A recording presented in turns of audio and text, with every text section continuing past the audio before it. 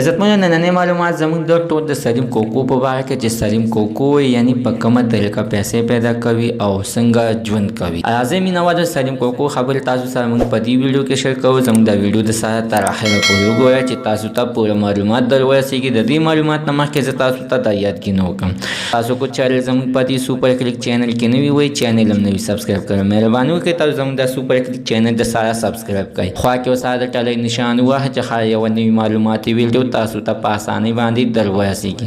عزتمنو سلیم کوکو د په خپله باندې ویل چې سوشل میډیا ته چې زه راووتلم نه زه د دغه شوق نه راووتلم. زما دا مقصد نه و چې زه ځان مخکې کم یا مشهور کړم ځکه چې ما سره د پیسو د وخت د سره څه کمې نشته دی. زما هر یو کس ښه عزت کوي. زم د هر یو سړي ښه عزت کوم. څوک چې د چا عزت کوي نو همیشه دپاره د هغه کس په هر یو کس عزت کوي. خو خلکو ورپسې په سوشل میډیا باندې همداسې ډرامې شروع کړلې چې یعنې سلیم کوکو په غلطه طریقه باندې پیسې پیدا کوي. سلیم کوکو خپله یو بزنسمین دی یعنې کاروبار کوي په پټۍ کارونه کوي او پلار یې په خپله باندې یو د ټرکونو اډه د هغې منشي دی. خپله پیدایش یې د کراچۍ دی په کراچۍ کې په خپله باندې زندګي کوي او د قوم نه ابوالدین دی. عزتمنو دلته چې تاسو څومره ویډیوګان وګورئ بد اخلاقي خبرې پکې په خوشحالۍ باندې خلکو سره په خندا په خوشحالۍ په خندا باندې خلکو سره خبرې اترې کوي او داسې څه بد اخلاقي خبرې نه دي کړي چې د خلکو زړه ته نه خفه شي. سلیم کوکو د خلکو په زړه کې ځان نه لار سازه کړی. خو دا هو واقعه خبره چې په سوشل میډیا باندې ډېر سخت مشهور شي نو هغه د هر سړي ډېر بد راځي ځکه چې دا ولې دومره لږ ټایم کې ځان ته نوم پیدا کړو